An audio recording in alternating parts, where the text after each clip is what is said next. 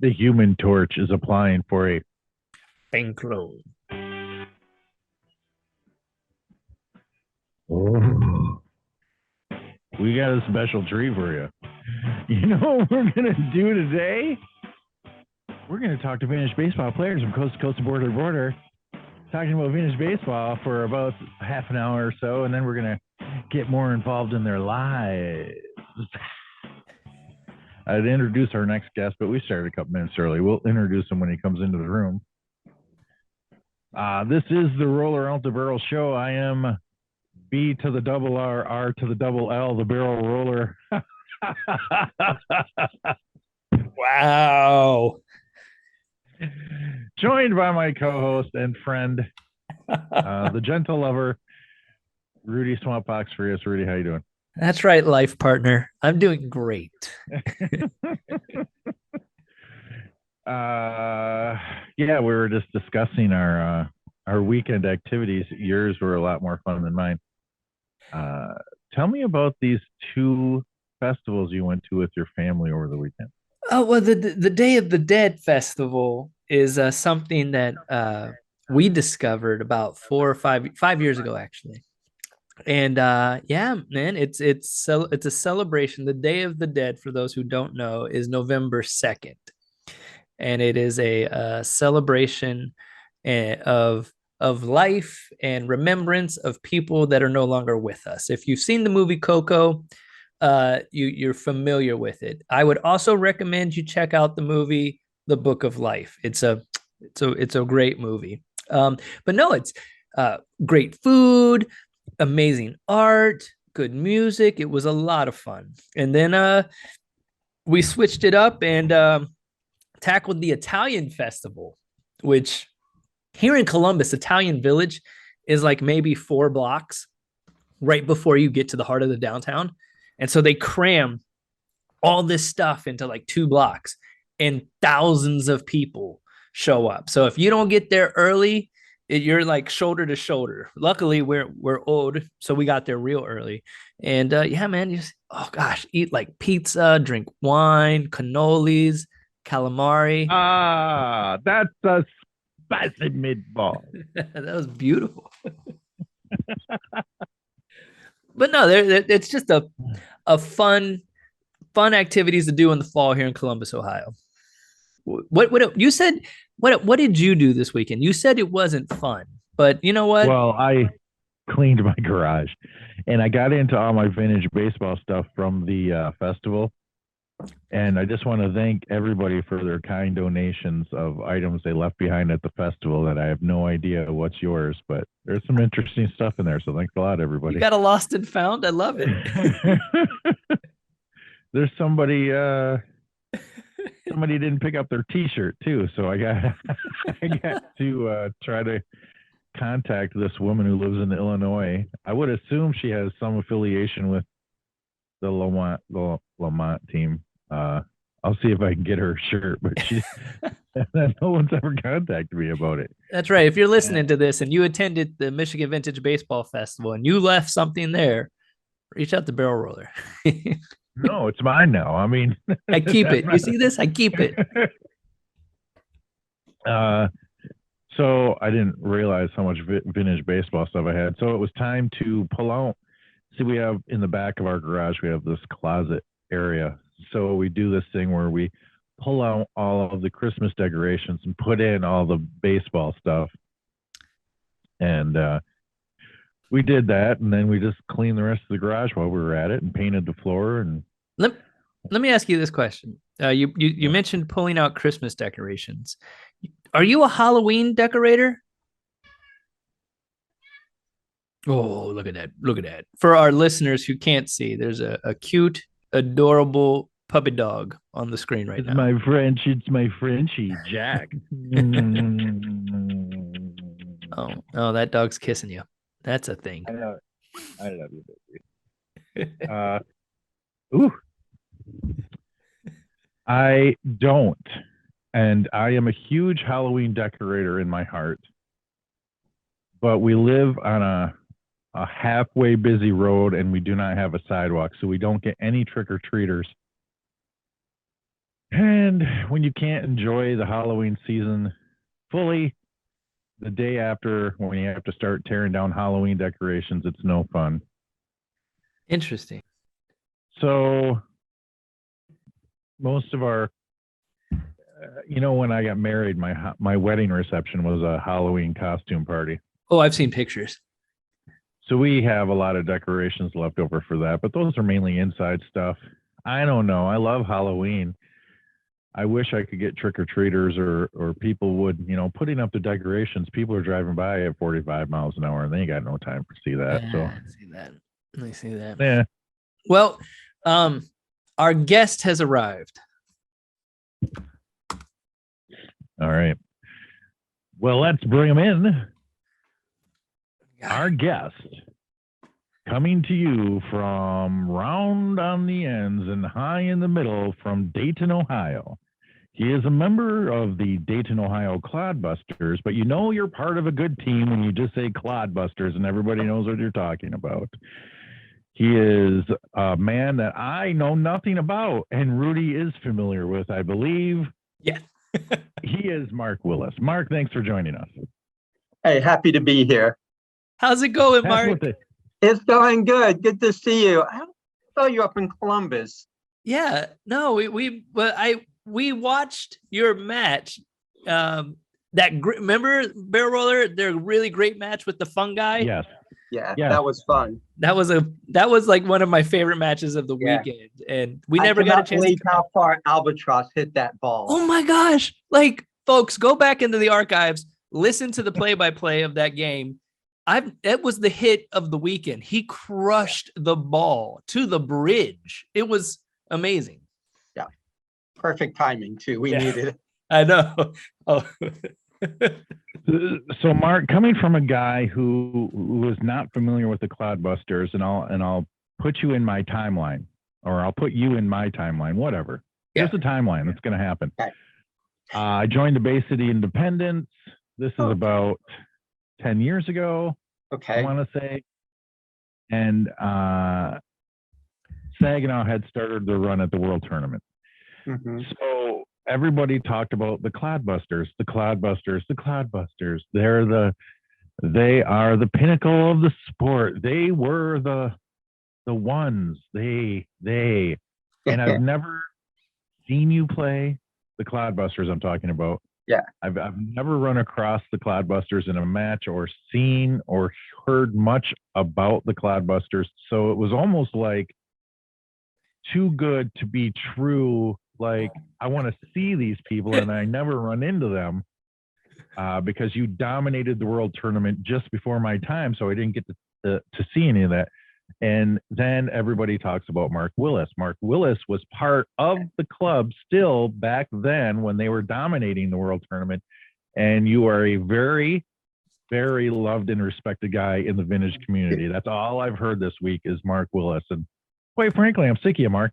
But... Well, try being me. You think that's bad? I got to live with it. You get away from it in an hour. So where I wanted to start with you this week is we usually start from the beginning to the end, but sometimes we jump around. I want to start at the beginning of the World Tournament for the Clodbusters and the amazing run you went on and what the dynamic of the club was back then. Well, I joined the club in the early 90s, and we weren't good at that point. We were okay, but we weren't good, and we kind of built up. And then about the time that tournament began, we started a good run. We went one season completely undefeated, won 35 or so games. And we actually were good enough that we had sort of a signal to stop runs. You would not swing at a ball, but you would don't take the extra base, don't throw the guy out from left field at first base, things like Absolutely. that. And which, by the way, is not a signal we need these days. But we really, because as much as there's a strong, skillful team, we still wanted to play as gentlemen. The spirit of the game has always been what has been a Clodbuster tradition, whether we're good, mediocre, or bad. we still always want to keep that vintage spirit as part of it. And we like to win, of course, but back then we had a number of good athletes. We weren't particularly big, but we were fast. I had one guy come up from St. Louis when we were at Ohio Cup and looked at us and said, "I thought you guys would be bigger." We weren't big, but there's a lot of, I have learned over the years that speed is as important as anything else, and more so than power. Yeah. Well, Ian's an exception, but Yeah. generally more than power, that speed, and that's what the teams we had back then really had. We played solid defense. We played smart. It was just a fun team to be on. Okay, so that's great. The very politically correct answers right there. Good job, Mark. But now that's really how we were. We really wanted to win, but we wanted to be decent about it. And okay, so let me help you. You dominated the teams at the World Tournament for many years. Mm-hmm. It was what did those teams have to do to catch up to you? What were they doing wrong? Well, part of it is we lost some players. We had one guy who moved, and then one or two others left. So that really was our decline. But they also, I think other teams got better. And one of the things that really hurt us up there is when we would play, I think it was the Old Golds, they put us in a small park where we couldn't step back far enough in the outfield to catch the balls. If we were in a big unrestricted field, I think we'd have had a whole different game. But they put us where they could hit it in there. It's a ground rule, double or home runners, and we couldn't get to it. And between that and losing some of our key players, our time ended up there. Barrel Roller also, Mark kind of glossed over the defensive prowess of the Clodbusters. You yourself, Barrel Roller, say that defense and making smart defensive plays are going to make you bring you success. The Clodbusters, it was like clockwork, honestly. Like, it was watching a shortstop field a ground ball and throw her to first. It was the most root. It was like breathing for them. It was effortless, and they were very smart with the plays they made. Personally watching them, that's what contribute. Yeah, I think almost any team can score runs in vintage baseball, but defense makes a difference. There were times as a pitcher with 2 outs and someone had hit a deep fly ball to the outfield, I'd start jogging to the bench. I know. The inning was over. It was just, I had confidence in those folks. They were both fast and sure-handed, had some good arms in the outfield too. And one thing we did is we put a really good athlete. We had Zeke at first base a lot of times, and often teams put someone big and slow at first base because that's the only place. If they don't get the ball and they get more plays at first base, then it ruins your whole inning and it puts you at risk. So we put one of our best athletes there, and I think that really changed our whole team. I remember when we came up with that, we were actually driving down to Natchez for a tournament. We decided to start that, and it made a big difference. Yeah, great hand. Like, Barrel Roller, just to give you some reference, it would be like having a Booze Hound at first base. Oh, yeah, like that. It was a phenomenal athlete across the board. And I just want to say before we move on, I really respect the signal that you developed as a club, because you recognize you have to coexist with these people after the game. You're not, you're going to see these people down the road, and these are people in the community. And I really appreciate that. Yeah, well, we want to play again, and we want everybody to have a good day playing baseball. That really was the purpose.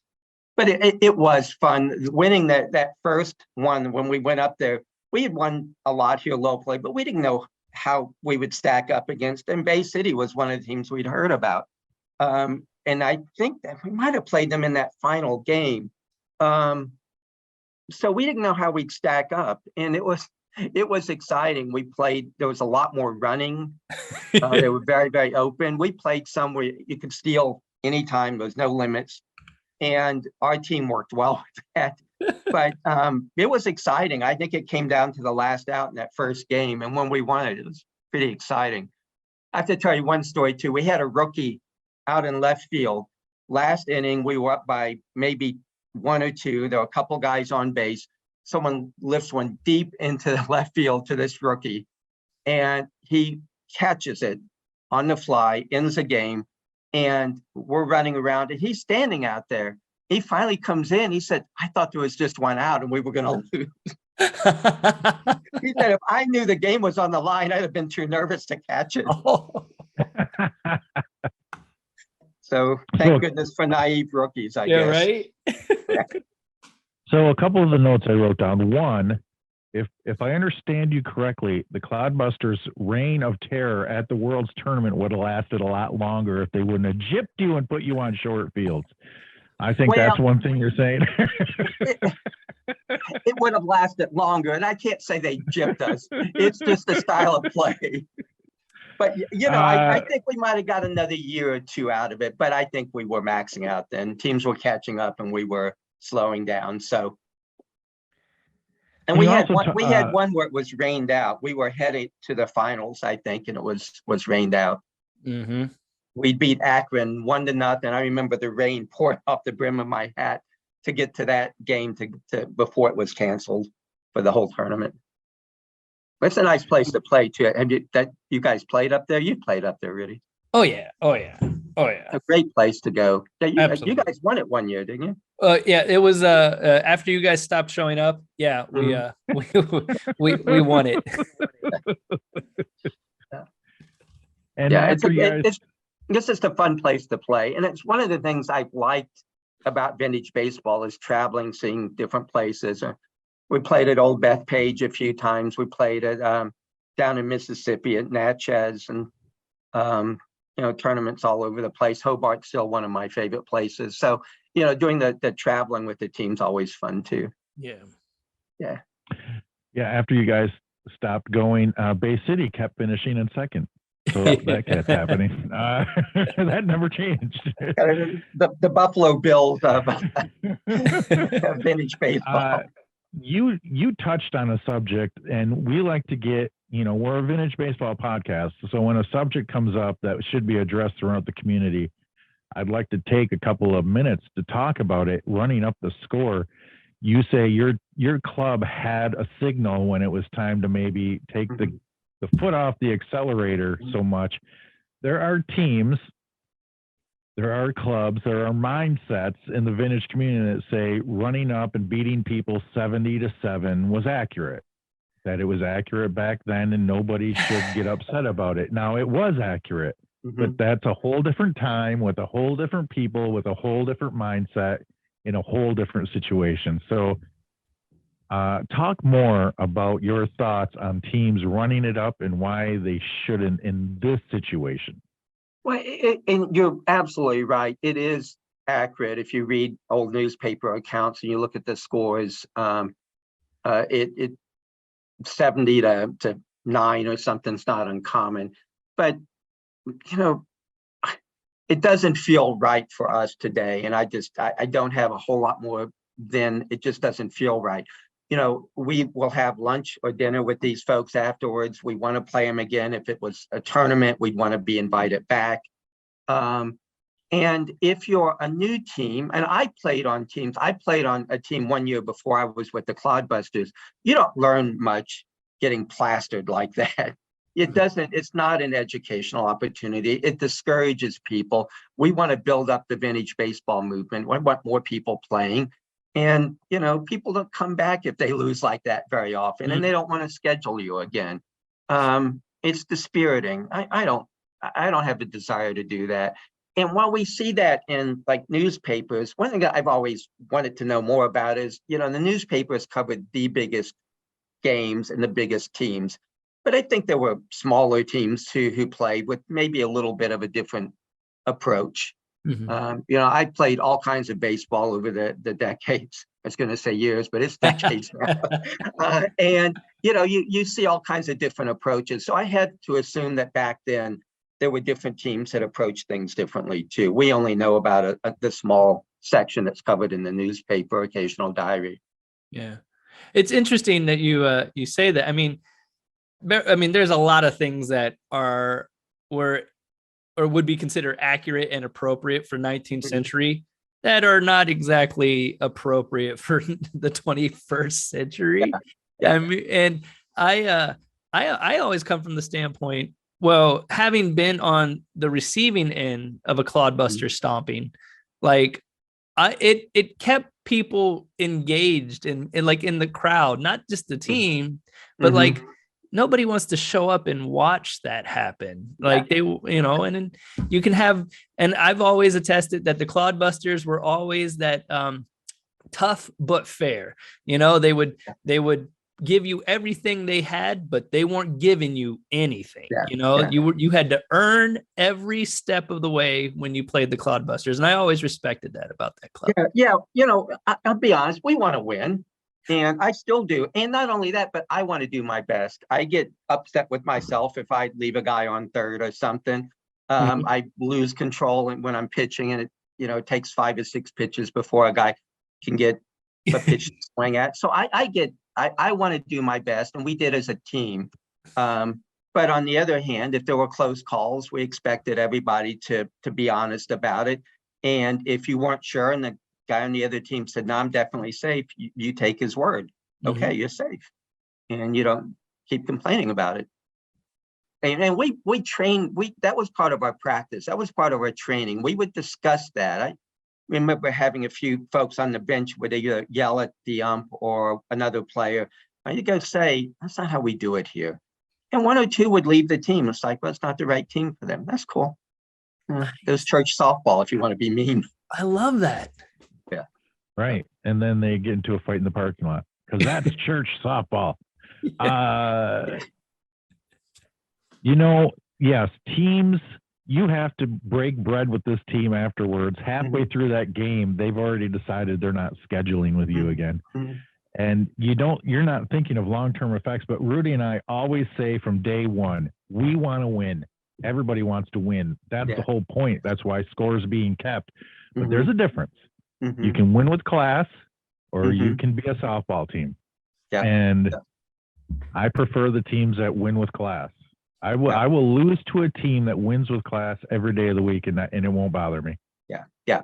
There's very much how the game feels to you. Do you have a close game, you lose, but you feel like we're all friends, or you feel like how they complained about every call and they tried to get every edge, even things that weren't really legit. And it's like, well, I don't want to play that way. This is why I have found my home in vintage baseball. This is why I like it. It's the game, but it's the spirit underneath the game that makes a difference for me. Absolutely. So let me ask you this, Mark, before we get into other baseball quandaries. You have lots of experience at the World Tournament. You have lots of experience of playing the game the right way, calling yourself out when you believe you're out. What we see at the World's Tournament now is nobody calling themselves out. Never. Like, you are to stay on that base. Some teams instruct their guys to stay on the base until you are told to leave that base. How do you feel about that? Well, it has gotten, even going into it, even the first one, it was more competitive. It was a step up. When we went up to play our first tournament, we were there the night before. Scott Plowboy Treon was our captain, and one of the finest players and people I've ever met in vintage baseball. But he said, we are going to make a little extra effort to win this. I'm going to set our lineup to win. It's not so you may not get to play as much as you want to, because we are going to make a little more emphasis to win. That said, we still, like, there were some rules about running. We made decisions with the other captain in agreement. We played one game where anybody run all they want, and we scored a lot, and it was just a track meet. And so we kind of worked out some unofficial rules, but that tournament is more competitive. That said, it has gotten to a point where, and I think it was getting there when we left, that it was not it didn't feel like the style of vintage baseball we wanted to play. I don't mind being a little more competitive in the right. Like I'm a lot less so at Ohio Cup because it's an exhibition. Right. It's fun. And I know some people don't like to play it because it's the 55-minute time, but you go into it knowing this is what it is. You're having fun. You're seeing your old buddies and you just play. And the World Cup, just the opposite, is more serious. But there's a level of seriousness that I think it's like, this doesn't feel like our style of ball. I mean, we were not, even when we were winning, it was feeling a little bit like this is a little bit far astray from what we want to be. Nice. Yeah, so you definitely hate it today. I was going to start the let's get the Clodbusters back at the World Tournament, but it doesn't sound like that's something you're really interested in. I don't think they would enjoy it. I honestly don't. We have we actually have more players than we've had in a long time. And they're really building up skills. We went through a really down number of years where we weren't very good. We're better now, but we're not a real competitive team. And we really have worked on the spirit. And I think they would get up there and a lot of them would just say, this isn't what we signed up for. It's definitely a different animal. And I must say, after having watched your match at the Ohio Cup, you're on the right path. Like, because the Fillmore Fungi are a really good club. Yeah. Like and they're fairly serious too. Yeah. They wanted to win that game too. Barrel Roller and I commented on it a couple of times. Yeah. But I don't mind not going up there. I enjoyed it, but I think it's like, no, not anymore. Is there a tournament the Clodbusters take part in currently that you're like, this is right? We usually do the Heart of Vintage Baseball, but we missed out on that because we're oddly enough short on players. And that one we kind of liked. There was one other, there may be one or two others, but as long as if it has the right spirit and we can get the right number of folks, I still like playing tournaments. And I don't, actually, what I like is playing 3 games in a day. Yeah. Oh, that Tip Cup is good. Yeah, that one's good. We used to see you all the time at Tip City. Yeah. I have a wonderful picture of Ian giving Chris a piggyback ride. Ian likes to make that his profile picture sometimes. That's what I took up at Tip City. That one's nice. I like that. There's 3 games and it's one day and it's fun. Yeah, 3 games in one day, way better than 1 game in one day. We play a lot of double headers. We've been playing a lot of double headers. Where is your home field for our listeners out there? We're now at Carillon Park, Dayton history. Wonderful place. There's a big Carillon bell tower there. So every half an hour you'll hear some kind of music. The park is wonderful. Inside, there's like anything from historic cash registers from NCR to Wright Brothers stuff. It's really a nice place to hang out. Big open field. Yeah. There's streets and cars around, so it's not as vintage looking as some places. Did you ever play at Carriage Hill when we were there? Oh yeah. Yeah. It was like a farm type. It was like a barn. We originally, and that's why we still have the farm outfits, played at Carriage Hill, and they actually had horses and cows on the field before, and we would get out there with pitchforks and clean up. And if you reach down to throw something around, you had to be really sure it was a baseball. I was in left field. We'd walk the field, but we'd walk the outfield before the game just to be like, okay, just make sure something's there. It's not going to get there. Oh man, that was fun. Indeed. We had barbed wire out there. I got cut on barbed wire twice around there. It was really it felt very accurate. Yeah, like where a team might play back then. But I like this place too. It's easier for people to get to. We have more people come and see the games. I like them both. I had the opportunity to play at Caroline Park with, I believe it was like I don't know if it was a tournament, but there was multiple teams there. The Atlantic Baseball Club had come into town, for the Frosty Sons of Thunder. I haven't played them for a while. Yeah. So sometimes we'll play. It's not an actual tournament. We did host a tournament a few years ago, but we'll play. We'll have 2 or 3 teams and we'll just kind of rotate. I like that. Yeah. Mark, can you tell us what your very earliest memories of baseball, your very first memories of baseball in your life are? Baseball, I has always been around. I grew up outside of Louisville, Kentucky, in a court, and we didn't really have a field. So, and I've been asking baseball people this, so you guys are perfect to ask this too. I'm going to interview you. I'm taking your podcast. So, have you ever heard of a baseball game called 500? Yes, You have? I have heard of this. Explain the rules. It sounds familiar. Well, that's how I started. So it's in the court, we had big open, and there weren't many cars, but nobody had a big backyard. So we would play in the court. One guy would hit and usually pitch to yourself. And if you caught it on the fly, everyone's just standing around this big mosh pit. If you catch it on the fly, you get 100 points. First bounce, 75, maybe 25 for a grounder. Yes. When someone gets 500, then they come in and hit. And that was a nice way because all ages could play together. Wasn't any real pitching. Nobody waiting for balls and strikes like in Little League. And that's how I started. That's hilarious. We called it growing up. We called it first bounce fly. So okay. that's funny. I know. I think I heard it called Peggy occasionally too, but that might have been just catching one and you came in. But yeah, that's how I started. Then I did Little League and I played before T-ball. So you would have a kid pitching to a kid. And my parents said I just sat out there and made daisy chains out in outfield because it was so long before you get a ball out there. T-ball is definitely an improvement for kids playing. They would just pitch, they'd walk everybody because nobody could hit that little strike zone. I wanted to make a note about the game 500. So when we always talk to people about how impossible it is to get 17 other people from your neighborhood to play an actual baseball game. So we always talk to them about what were the rules, no right field or ghost runners or whatever rules everybody had to play by. Pitcher's hand out. Yep. But the funny thing about this 500 game is you got 3 people in here right now that played an unofficial game, a made up game, but we all played by the same rules. Yeah. Even though I had different names, those were the rules I played by. Yeah. Right.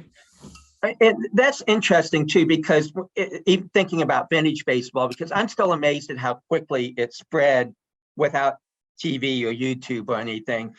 Some newspaper, but that 500 spread the same way. There was no classes, there were no workshops on it, no coaches, you didn't sign up.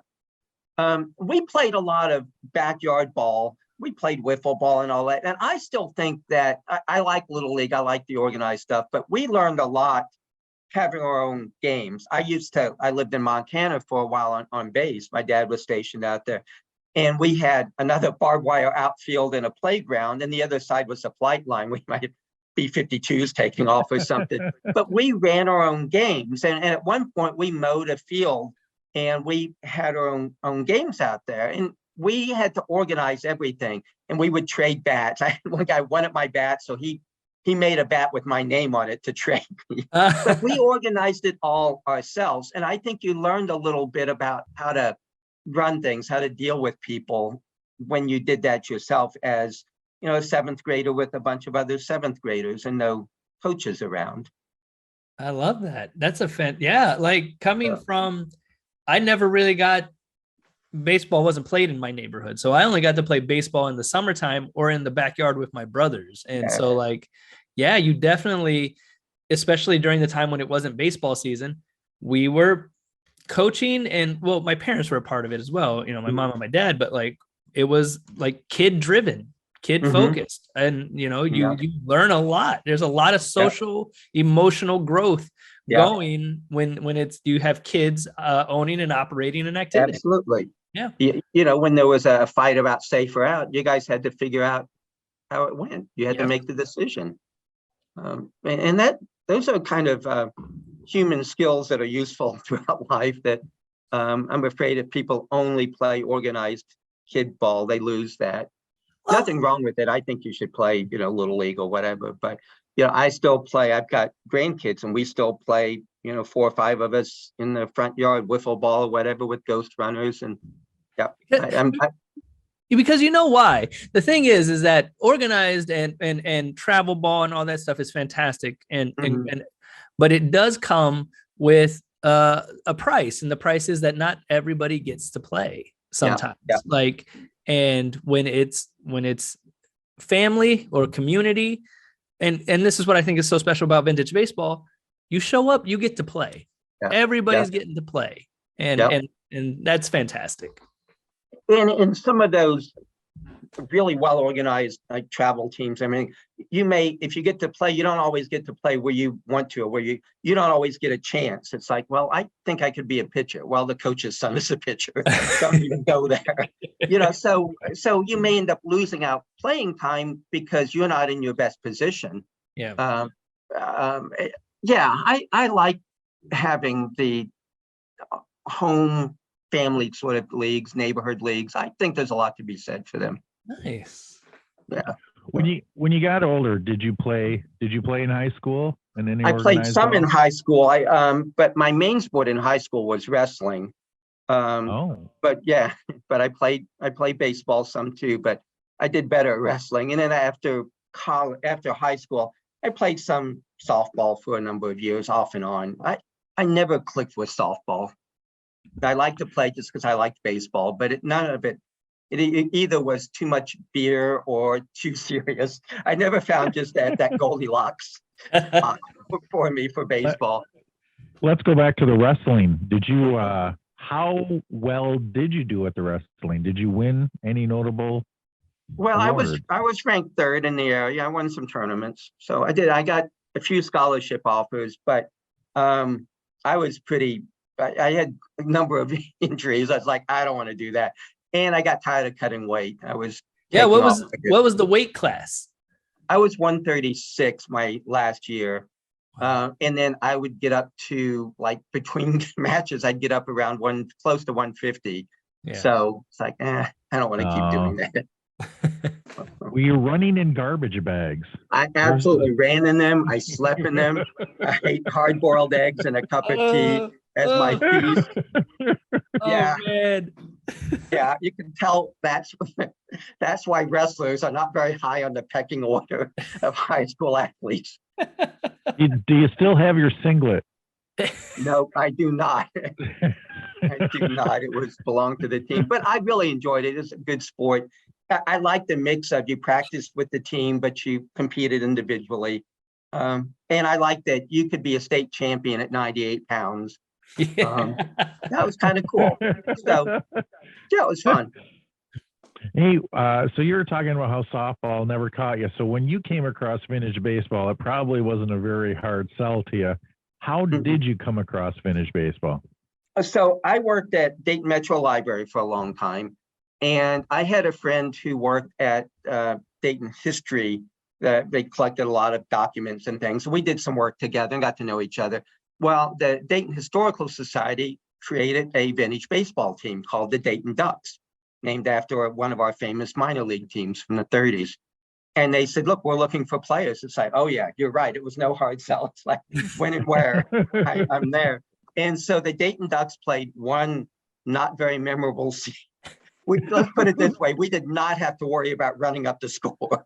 We were not very good, but we had fun. And we played the Clodbusters a number of times. And so when they ended up not renewing the team, I went and talked to them. But we were not very good. I remember going up there, we played at the Muffins, and they had uniforms we could wear. We felt really cool. Yeah. But the Ducks were so bad. We had a catcher. I remember talking to him. It's like, he just didn't look right. I said, are you okay? He goes, yeah, I'm just passing a kidney stone. I said, you think you should be playing? He goes, yeah, my doctor said I could play while I passed it. Okay. Let me know if you need some help back there, dude. Yeah. All you guys out there that are playing with like pulled hamstrings or something. Yeah. Talk to me when you're passing a kidney stone. It was fun, but I got enough to know that I really liked it. And then I went to the Clodbusters. They had another guy with my same nickname, but they said, well, maybe we'll let you play sometimes in practice. And so that was 30 some odd years ago. For the listeners out there, Mark, yeah, what the nickname and how did you get it? Oh, well, my nickname is Mule, and I wish I had a better story. But the very first time I went up to bat, they said, you have to have like an animal nickname, some kind of farm animal. And I just like the alliteration, Mule. So I like to say it's because I carried my whole team on my back. There you go. But no, it was just I liked Mark the Mule, and it stuck. And I've come across, there were other folks with that nickname, even a whole team. I played on the Canal Fulton. Sometimes I have played when they were short of players. I played for the Canal Fulton Mules because they figured, well, that Mark, come on over. This makes sense. So I played on their team a number of times to fill in. It's fantastic. Yeah. Mark, you are a really great guy. Can we be friends? Like, Yeah, sure. We're friends. We're friends on Facebook. We are Facebook friends. I don't think that actually means anything, though. I'd like to be real friends. Okay, we're real friends. Let's go get beer. A couple other things. We're going to transition out of the baseball a little bit. We did an interview with Kevin Mensch a couple of weeks ago, and I got fooled by the internet quite a few times on that interview. So I'm going to ask you something I found on the internet, because Mark Willis isn't. It's not very common, but it's quite common. Like you would find a lot of Mark. I'm Willis's. not the motorcycle rider, if that's the one you've seen. I found a lot of stuff that you do, and we're going to get into it because I know that's you for sure. So we have some things to talk about, like the Hall Hunger Initiative. Yeah. Yes. I'm director at University of Dayton. I'm director of the Hall Hunger Initiative. It was founded by former Congressman Tony Hall, and we work to help folks who are hungry. So, man, I'm in my little office now here at UD. I've been here about 3 years, and it's a good place to be. I like it. We're at UD now because we want to get more students engaged in this kind of work, and we've got engineering students now working on how to make a better hoop house and those kind of things. So we're working on getting more people growing their own food, farming. It used to be that and some of my family were farmers, and you would pass the land on. Well, a lot of people don't have that opportunity now. So we're working on ways you can make a living as a farmer with 1 acre, and you don't need a tractor. Because that's better for the community, creates more jobs, healthier food. So we're working on all kinds of things like that. Yeah, it's a good place to be. I like it. Another thing, I was stalking through your Facebook photos, and I was noticing a lot of activism. But then I read some things about you, and it's not the activism, it's the photography, isn't it? It's the photography that you're interested in. No, a little bit of both, but I do a lot of photography. I have for a long time. I've always annoyed people with my camera. If you're in a hurry and you're hiking with me, make sure I don't have my camera. Because I could be out, I'll be out all day on a hike, and they'll say, well, you must have covered a lot of ground. It's like, no, I had my camera, probably about 3 blocks worth of forest. But I've always enjoyed picture. I've got a lot of baseball pictures I've taken at games. I've enjoyed doing that. It's harder because you're in between innings, but I still like to.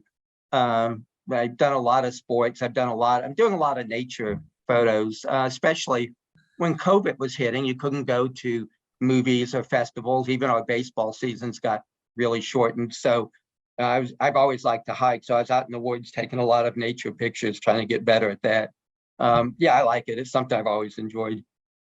Did your love of wildlife and wildlife photography take shape maybe when you were in Montana in your younger years? No. We did a lot of travel out there, and I did and I took my son out for his 18th birthday. We went out to Yellowstone and went through Montana some. So I've always liked it.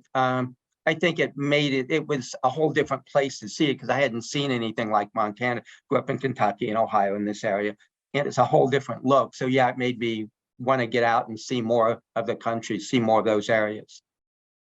I loved Yellowstone, and we went to Grand Teton, and all those areas are just stunning and great places to take pictures. You studied at Wright State University. I This went is there. I don't know also if I can say studied. That Attended. definitely paid fees there anyway.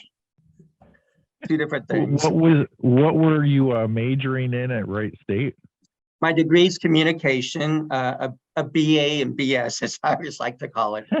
So I kind of wanted to go into newspaper, and I did a little newspaper work, but ended up not liking that. So I found other ways to use communication degree. Here is the one thing I found on the internet that I didn't know for sure was you. Okay. I found something on Amazon. Does this sound accurate? Possibly. Is it the book? It's a book called Dealing with Difficult People in the Library from 1999. Did you write this book?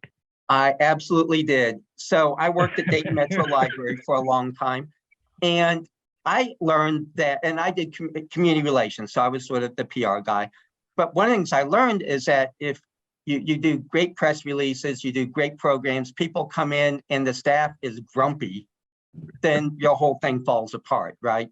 Nobody wants to come back. And I found that the staff was also stressed because libraries, urban libraries attract an offbeat crowd.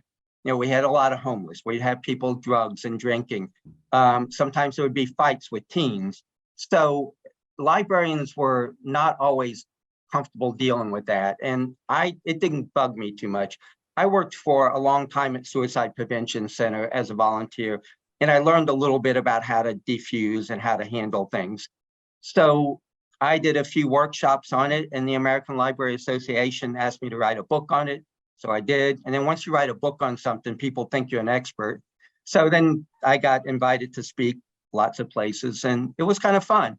My whole thing too was, if I'm going to give a talk, we're going to have fun. Like I would show Marx Brothers clips, Monty Python clips, this great Jack Nicholson 5 Easy Pieces diner scene. I would pull people up and make them do silly skits with me.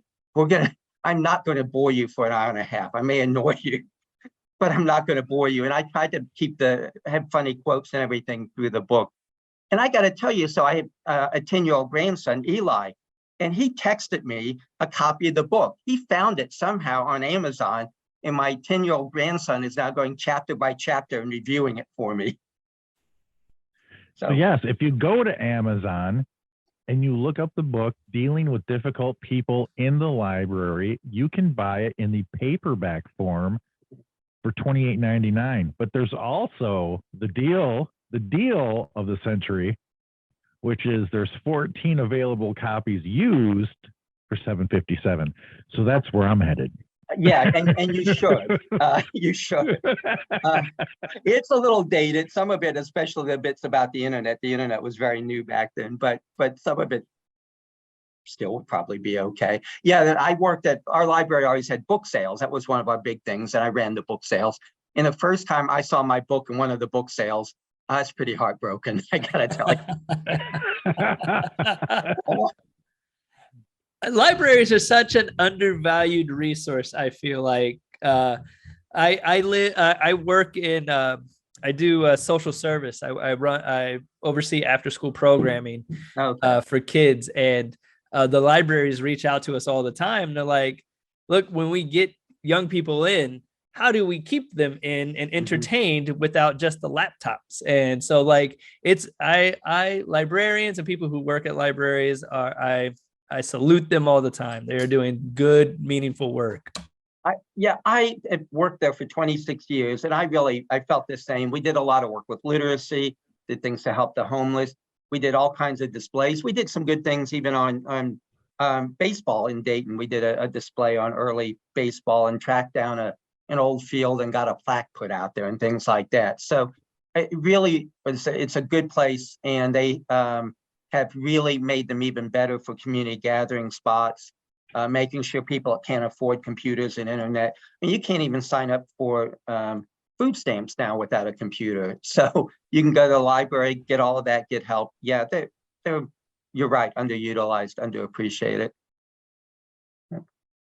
Hey, I just bought the book, so it's going to be here. I could not get it on Amazon Prime. It's going to be here between October 18th and October 24th. Okay. That works I'll out let nice you and and my free. 10-year-old grandson start a book club discussion on it. We'll absolutely compare notes. It's been amazing out of all the people I have interviewed on this as we're coming to the end of our third season. How many people have things on Amazon, like Paul Salamone before his untimely death? He was with the Elizabeth, the New Jersey Resolutes out there, had a jazz album on Amazon that nobody knew about.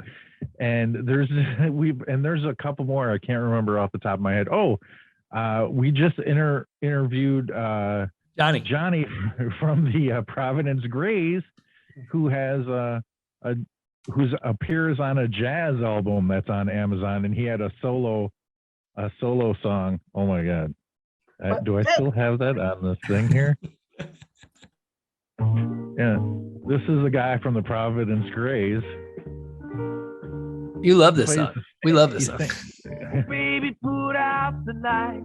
He plays stand-up bass, so he's not the lead singer of a band, but he sings this one. That song that I bought off of Amazon is about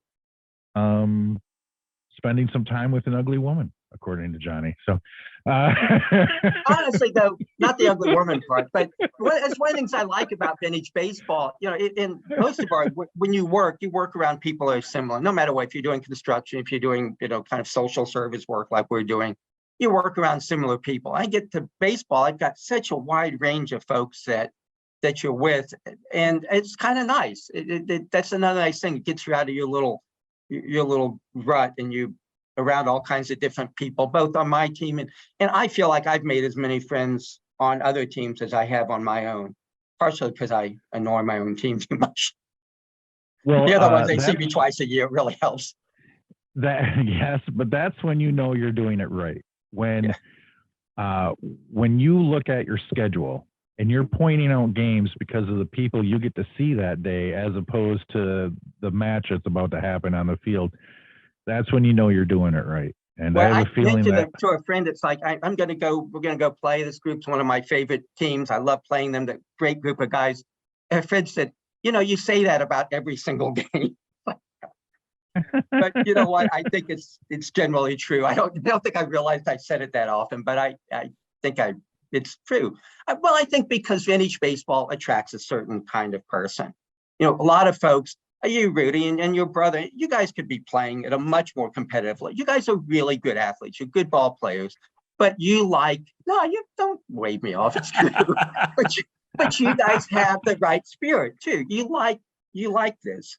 And some of our better ball players over the years could have played, at a higher level, but they like that. So I think vintage attracts people who are interested in the sport, but they have, there's a love of the game that they all share. And so it makes sense that you'll get along well.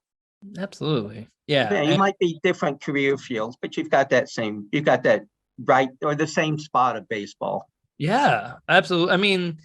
We're Mark, we're lucky considering that we live in Ohio, and Ohio was like a hotbed for vintage baseball. And so many clubs, north, south, east, west, all over the state. So we got we were lucky enough, especially in the 90s and the early 2000s, to travel all over the state and meet all these new people. And you're 100% right. Yeah. Let me ask you this question about your you said decades. I was going to say many years of vintage baseball experience. And you did hint on it, like you're traveling to Mississippi or would you say, you did say Hobart, Indiana. Is that your favorite place to play vintage baseball? Might be the Grinders up there. Yeah. I love the field. It's one of those places where you that and sharing words about the two places I can think of where you don't see anything that you wouldn't see in 1860. But I like both of those places. I miss the chickens. The chickens are gone at Sharon Woods. But at the Grinders, they also always have a huge crowd, and the crowd's extremely interactive. so that, and plus I go up to the Indiana dunes and hike around. So I like the place there, but the field and the team is really always fun. So that may be my favorite out of town place to play. Barrel Roller got his first grinder experience at the Ohio Cup in their match against the Muffins, and it was an eye-opening experience, wasn't it? Well, I can see why they have a lot of people go to the games, because they're giving off entertainment as well as a showcase of 19th century baseball. So you're getting multiple experiences for your free admission, like how can you beat that? And and they talk to the crowd a lot during the game up there, and they bring people out, and it's fun. It's fun. And one of the things I love, which they don't do, but you guys have, you pitch to kids after the game. I love doing that. We played in Richmond, Indiana for I'm not going to run out of time. Well, it was like the anniversary of the Model T. So they had a huge event at Richmond Stadium, which is a great old stadium. We played the Indianapolis Blues, and I bet they had 5,000 people, their biggest crowd I ever played in front of. But afterwards, we said we'd let kids stay and hit. And I bet we stayed for another hour and a half under the lights pitching the kids. That's fantastic. And, some of them had never held a wooden bat before. Mm-hmm. And I love getting the kids out to do that too. And we do that. Yeah. That's something the Muffins do all the time. Yeah. Like we grew up, like you mentioned, you're starting vintage baseball. The only time I got to pick up a vintage baseball bat was after the game. And all this time spent on this one at bat, and there were a line of kids, and those memories stick with you. The Lottie-Daws do it as well. Don't they barrel roller after games? I may be speaking out of turn here, but I believe the last time we were up there, we took part in the after game, letting the kids hit the baseball activity. Yes. I think a lot of clubs, I can speak for a lot of clubs in Michigan, that if they have more than just their girlfriends and wives come to the game, if there's kids that show up to the games, a majority of clubs in Michigan will do some sort of letting them swing after the game. So that's fun. And I'll pitch a doubleheader, then I'll pitch to the kids as long as they want. I will never stop pitching if the kids want to. And we actually keep a few smaller bats usually with us for the kids. Nice. Yeah. As a pitcher, Mark, what gear style do you prefer to play? Well, we do not do well with the fly game. So as a pitcher, I much prefer the bound game. So that's anything up to about 1864, 65. Yeah. I think honestly, where we are as a team, is probably close to the late 1850s. We say 1860, but I think we are probably a little more amateur and more like we haven't got as competitive as I think it was in 1860. I love Barrel Roller commented on your style of pitching at the tournament, because I was talking about because Chip Deerfoot Moore of the Muffins, my father does this, and then you were doing it where you hold the ball up, you present the ball, which was a style. That's exactly the rule, though. It says the pitcher will present the ball, and you rarely see it anymore. You rarely see most of the time the pitchers have it down or they just quick pitch. But I was like, oh, that's a throwback right there, and it's perfect. I love it. Because you want the people to see things that are a little bit different, and so that's just another way to make it. And plus, I've gotten used to it. I think I can pitch now anyway. Mark, tell us about your bat. Oh, I have a couple. I actually have one, a maple one that I won from Don Fitz, who doesn't play with us much anymore. But he said if I would knock a runner in, this is in Tip City, in from second, he'd give me the bat. And I actually hit the last triple I hit. In my maybe ever. And then I also use a much bigger one once in a while. I like the way it feels. It feels, if you make good contact with it, I feel like it drives the ball a little bit more. So I've got two that I switch back and forth on. Nice. You said you had some injuries back when you were wrestling. Talk about some of the injuries you've gotten playing vintage baseball. But I've been pretty lucky. A lot of hand injuries, of course, and hands are. I showed him to a doctor, and he said, "What the heck happened?" It's like, well, 32 years of barehanded baseball. But other than that, I've had hamstrings and bruises. When you're pitching, you do get line drives back, and I think the worst I had, one hit me in the face. Indianapolis Blues. I think it was Preacher had hit it, and it was enough that the guy at third base almost threw him out at first. Knocked my glasses off, but I insisted on finishing the game once we got my glasses fixed because I didn't like the idea of being knocked out of a game. And I wish they would have thrown him out because I love the idea of the play going like 1-5 to 3. You just never see that in the scores anymore. So that my biggest thing, and I've had a few hamstrings and things, but nothing major.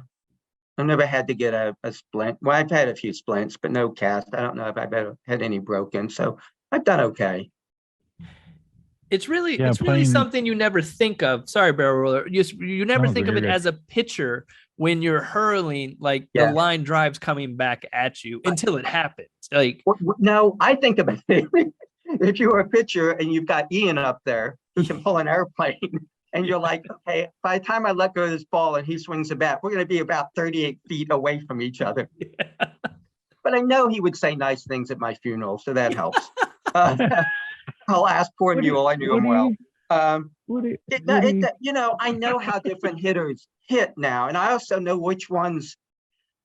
Like Ian really doesn't. Once because he doesn't hit line drives up the middle, and no matter where, he's going to hit it deep in the outfield, and it's always a high arch. Yeah. But there are some who do, and I get a few bumps and bruises. The worst ones, frankly, are the ones that are mid-level because you don't know if you duck or you jump. So you turn sideways, take it off the leg, and you're usually okay. Mark, thanks so much for being on the show. We have come to just about the end. You are a true treasure to the vintage baseball community. Thank you. Rudy, say some nice things to Mark, would you? I mean, I've known Mark for as long as I've been in vintage baseball, and the quality, not just of play, but the quality of person he is certainly something that has resonated and helped formed how I approach vintage baseball and how I approach running the Columbus Capitals and the type of atmosphere we try to create on our club. Like, it's sheerly just emulating you guys. And I mean, I think the world of Mark, and I always consider it. I say this at the end of matches all the time, and I mean it 100%. It's a privilege to be on the field with the Clodbusters because we have such a long history with them. Yeah, we do. Yeah. And I'll never forget. I was like, oh my gosh, we might be good the very first time we beat the Clodbusters, because I think it was like 2008 or 2009. And we had been around for 10 years and the Capitals. And we were like, well, we got the Clodbusters, where we're going to take this loss. That's just the way it is. But we thought so highly of them that it's still one of the greatest achievements of our club's history is being able to play you guys and somehow eke out a victory. So you're a fantastic person. Well, thank you. I've always enjoyed playing with you guys, your whole family. I think that's so great. And that's what I love. It's like, I've known you people for decades now. Yeah. And it's, I don't know, it's something special for me. Mm-hmm. And we've been friends for minutes now, Mark, and I treasure this relationship very much. We're going to get you out of here. Quality, not quantity, right? There it is. That's right. We're going to get you out of here in a segment called Giving You the Old Pepper, where I'm just going to pepper you with a bunch of easy questions with some easy answers. And okay, it's just a thing we do. Don't judge us. Here we go. Too late. Mark, what did you have for lunch today? What I have? Chinese buffet. Nice. Who's going to win the World Series? I'm afraid the Dodgers. What is one of the ugliest colors? Kind of that sick pea green. If you saw The Exorcist, that's the green. Oh, okay. Yeah, that's pretty bad. Yeah. What is your favorite book that you've read? Anything by Vonnegut. maybe Slaughterhouse 5, Cat's Cradle, one of those. What is your favorite vintage baseball event you look forward to going to? Opening day, wherever it is. I've gone Just- so long without in between. I'm busting. What was your first car? A 64 Chevy Impala named Ina, which was almost that green I hate, but the car is great. Yes, that explains that. When you were in Montana, or I guess because you like to photograph wildlife, Mhm. what is the biggest animal you've ever come across photographing? Or another? Rhinoceros in Nepal. Nice. What Yeah. was the first concert you ever went to? Bachman Turner Overdrive. I wish I had a more Take care of impressive answer, business. but that's it. Hey, they were big What at the is your- time. What is your favorite nursery rhyme? Oh, I guess Three Blind Mice. I think that's pretty absurd. I kind of like absurdism. Have you ever milked a cow? Yes, I have frequently. And when you were wrestling in high school, what was your best maneuver? A side roll. I would stand up and drop down into a side roll, led the team in reversals. That was my best thing. Side roll, also what you had for lunch today. So, so Mark, thanks for joining the show. Thanks for being on with us. You definitely are one of the people that came in and classed the place up. We actually sounded like a real podcast, Rudy. We sounded real today. We did it. Woo! You fooled me. I believed it was real. No, it is real, but now we have an episode everybody can take seriously. Well, thank you for inviting me. I love talking. I told someone, I said, baseball, you can talk about it for hours. Like, yeah, I guess I can. So I enjoy it, especially having folks on who know what vintage baseball is all about. Yeah. Mark, stay on the line for us so we can say goodbye to you like gentlemen would, as Rudy's gonna take us out. Folks, I just want to remind you that you can find the Roller Out the Barrel Show wherever you're getting your podcast. Be sure to subscribe, click the like button, leave a review. And, for the Barrel Roller, I'm the Swan Fox. And he loves it when I say, keep it station to station. And we'll see you out in the field.